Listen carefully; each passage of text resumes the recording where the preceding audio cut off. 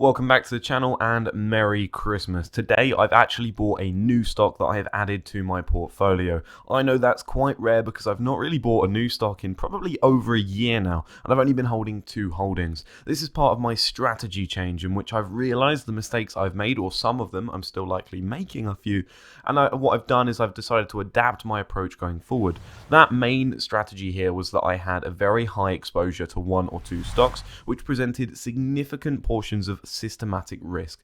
I'm now looking to diversify into about 5 or 6 different holdings and therefore have more of an even balance without losing out too much on the maximum possible returns, because ultimately, at least now, if I know one of my holdings dropped by a significant portion, I've got 4 or 5 ideally at that point in time that are still hopefully going to hold their value or hold a little bit better, which means my portfolio isn't going to see it drawdowns into down to a portion where I'd lost 70% of my portfolio, whereas perhaps it'd be a 40 or 30% decline, which is a lot more manageable.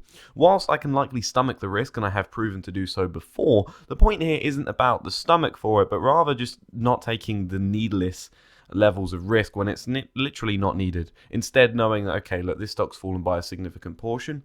Is it worth buying now? Have the fundamentals improved whilst the share price has dropped? And I think the investors in the market have significantly undervalued the company. Fine, then I can allocate some money into this position, but still know that I've got 5 other holdings there that might be doing all right, and I'm not going to put too much there. In that way, I'm going to be setting exposure limits, which means I'm only going to have a maximum percentage position in 1 stock. At the moment, obviously, I've only got 2 stocks, well, 3 now with that new stock. Well, I've got about 40 to 50% in both of those stocks, cash position and this new position that I've opened. I must note that this is a very small position for now.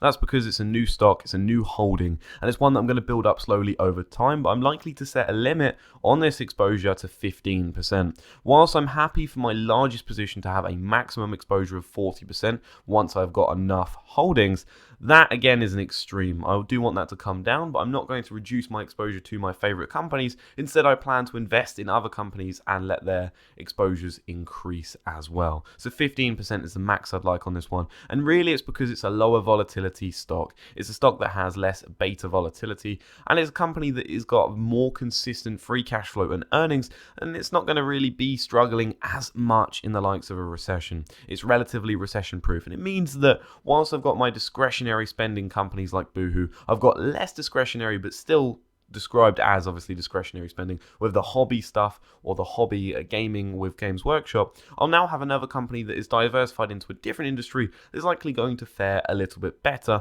and it's of a larger size. This company is worth about £38 billion, so it means that they are well placed. They're a mature company. They're not obviously going to be posting extreme growth rates, but I don't mind that at all. So you might be wondering, okay, what is this company that I've got? Why have I decided to therefore move into diversification and less volatility? Well, this company is the London Stock Exchange Group, right? Now, this is a very boring stock, right? You're not going to get too excited about this, and that is exactly why I love the company. A quick dive into Simply Wall Street would show that, yeah, they're a boring stock. They look a bit overvalued, but if you look at their past performance, it's quite nice. Now, I've gotten rid of earnings on this graph here because I don't think it's strictly important here. Their adjusted EPS lies a little bit closer to free cash flow than it does actual earnings here.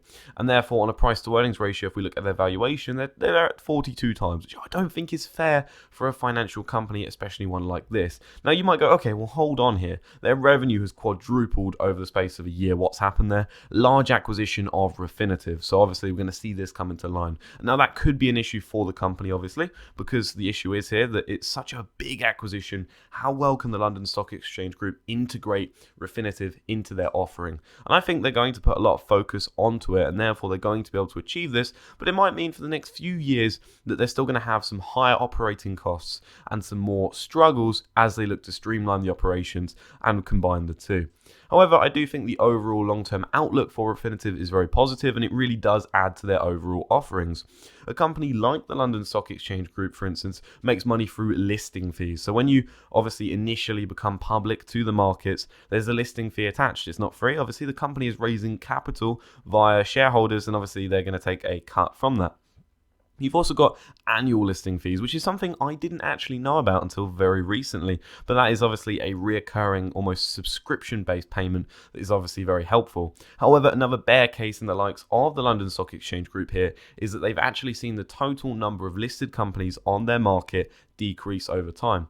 Now, that's not because people are going, okay, we're leaving, we're going to move to the NASDAQ instead. Instead, actually, it's just a process of the fact that they've had less initial public offerings than they've had either acquisitions or insolvencies, which again is not a good outlook overall for the business, because ultimately you're going to be making more money if you've got more IPOs. And obviously, if you're seeing more companies get acquired or become insolvent, it's not a very good outlook for the overall economy that this is based in. Again, and this comes to the point of where I'm trying to be very aware of my patriotic bias.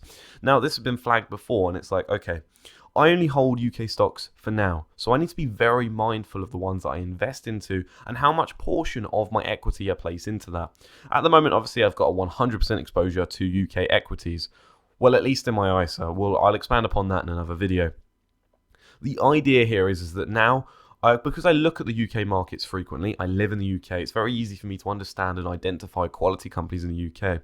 That said, I know I'm acquiring a company that is very UK based, although they have global revenue. I'm going to be looking overseas for another investment. So keep that in mind. I am very mindful that I have got a very high exposure here, and I will be looking probably into technology and maybe into the US, where valuations are very high, but I want to find a technology company that I can understand and also a good valuation. But if you have any overseas investments that you think are of a high quality, are quite easy to understand, have got a good level of earnings, then definitely chuck one in the comments down below and I'll see what I think about it.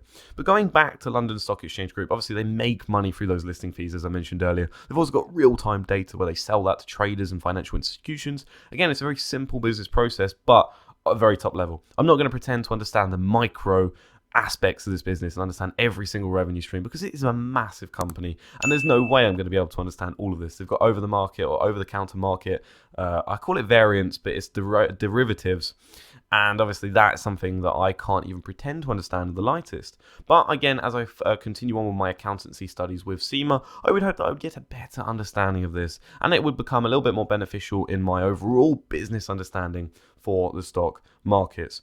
Now, yes, the London Stock Exchange Group does have a higher appeared valuation. I mentioned earlier that 42.3% PE ratio. But when we look at free cash flow here, it looks a lot more reasonable. I mean, if we're looking at a free cash flow of about 1.65 billion here, and we've got 39.5, obviously, valuation, we're looking at a price to free cash flow of about 24 times, which again, is still pricey compared to the overall markets, but it is a good quality company. And a good quality company example here would be the management fees. So when you've got long-term incentive plans, right, you want the management to be aligned with the shareholders. You want to overcome the principal agent problem. This is where management become greedy. They want sales because they've got sales bonuses, but sales don't necessarily equal profits, and shareholders want profits. You want to see your earnings grow in a business because that builds shareholder value. Sales but falling profits is not something you want to see. So a lot of companies are very much aware of this. Of course, this is very basic accounting here, but it's how they do so. And I quite like what they've got here. So they've said that members of the board have to have, CEO has to have 4 times base salary minimum invested shareholding. Now, the CEO's salary, I don't think it's on here, and I'm sure I could find it, but it's going to be quite a high chunk of it. Oh, here it is. You've got to have £3 million. Now, whether that's his salary or it's obviously a quarter of that, that's a high percentage that you've got to have invested in the markets. And again, it applies to all the other directors, but more so when you look at, they've got adjusted EPS growth. They want to be targeting earnings per share growth. Now, this is easily manipulated. When you see the word adjusted, always remember to look out and read why it's adjusted, what they've adjusted. And their adjusted EPS lies closer to EBITDA, or earnings before interest, taxes, depreciation, and amortization, which I think is fair in this element because as a financial company, you're likely going to have a lot of depreciation and amortization. But again, you'd need to look deeper into that factor as well. But they also have a total shareholder return element, which goes, okay, is the company performing on the markets better than the other comparative companies in the market? So they're comparing it to the FTSE 100 competitors. Well, okay, it's in the upper quartile, then they're eligible for a bonus. So they're looking here for shareholders to have a good return. They are also operating share buybacks, which I think is always good. And I mean, this chart is a bit wacky, so be careful here.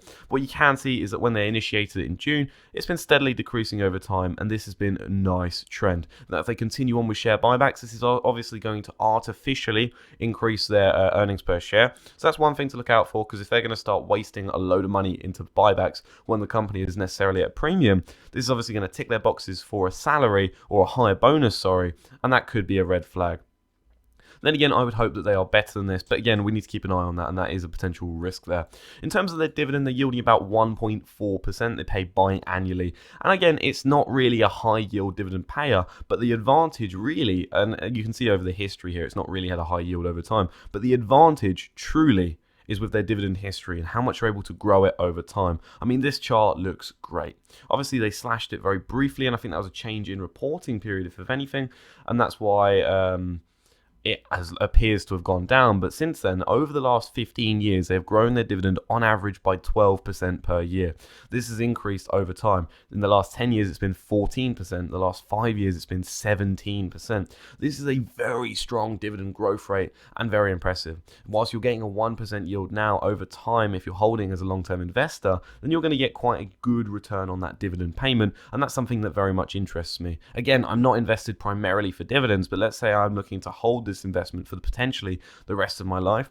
As this builds up over time, and this is a company that's been around for over 300 years, 400 in history, you could go, all right, okay, this dividend is building up, and in 40 years time, when I'm perhaps looking for more dividend income and I can draw down on this company could certainly be taking up a larger exposure and could be paying a much heftier dividend based on my yield on cost.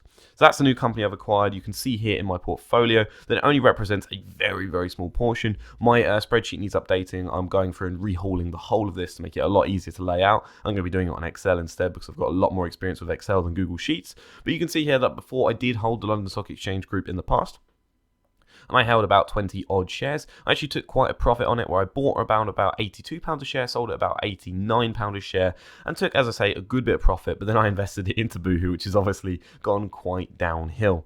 So at the moment, obviously my portfolio performance nearing 1,000 days isn't that great, but I'm hoping as I go forward, I can learn from these mistakes, and since it's so early on in my investment journey, these capital losses here aren't huge to me. Instead, what I can do is raise my income as much as possible, push as much money as sustainably possible into the market. And now that I've lost obviously a high amount compared to what I'm earning now, in 10 years time perhaps that'll be a month's wages. Now that is optimistic, of course, but I do want to be making significant money in the future. So again, it's all motivation, right? Have a fantastic Christmas day.